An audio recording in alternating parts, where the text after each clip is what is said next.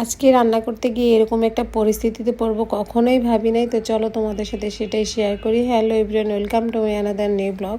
তো ফার্স্টেই দেখতে পাচ্ছ তোমরা, আমি এখানে মাছের মাথা সুন্দর করে কষে নিতেছি। কেননা মাছের মাথাটা আমি আজকে যে রেসিপিটা রান্না করব, এটাতে আমার কাছে মনে হয়েছে যে মাথাগুলো ভেজে না দেওয়ার জন্য, বাট কষাই দেওয়ার জন্য। তো মশলার সাথে মাছের মাথাটা যখন কষানো হয়, আমার মনে হয় মাছের যতগুলো তেল বা যা ফ্লেভার টেস্ট সবগুলোই মনে হয় তরকারিতে চলে যায়। আমার কাছে এরকম মনে হয় মেবি।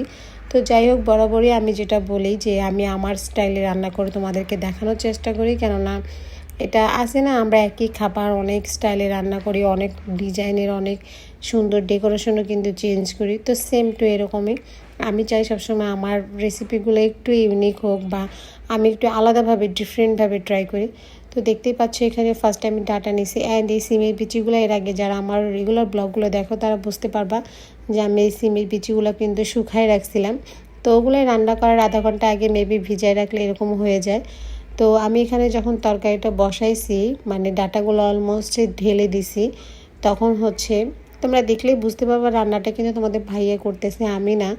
তো ভালো কিছু রান্না করলে বা একটু ইউনিক টাইপ কিছু রান্না করলে সবসময় ওই করে। কেননা আমার মাস্টার বলো, গুরু বলো, যেটাই বলো।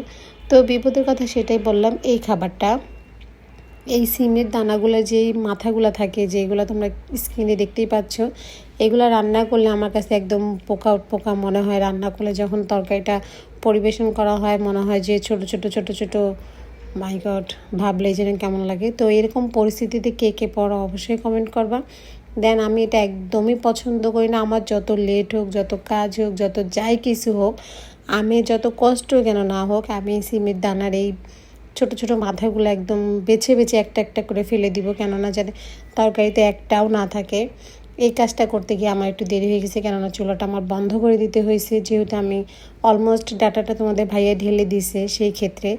তো এটাই হচ্ছে মানে বিষয়। কেননা আমার কাছে এই সিমের দানার এই মাথাগুলো না, মানে কি বলবো, আমার খুবই বিরক্ত লাগে। অনেকেই হয়তো এটা খাও, বাট এটা আমার একদমই পছন্দ না।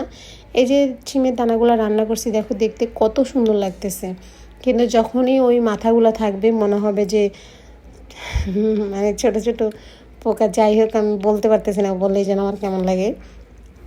তো সব কিছু মিলিয়ে মানে আজকে খাবারটা কেমন হয়েছে সেটা তোমরা আমাকে কমেন্ট করে অবশ্যই জানাবা।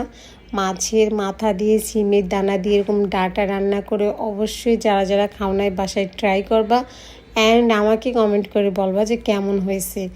অবশ্যই তোমরা রেসিপিটা বাসায় ট্রাই করবে, কেননা রান্না করতে করতে তোমাদের ভাইয়া আমাকে বলতেছিল তোমাদেরকে বলার জন্য যে অবশ্যই তোমরা রেসিপিটা ট্রাই করো। সো আজকে ভিডিওটা এই পর্যন্ত। ভিডিওটি ভালো লাগলে অবশ্যই সবাই বেশি বেশি করে শেয়ার করে দিও। So thank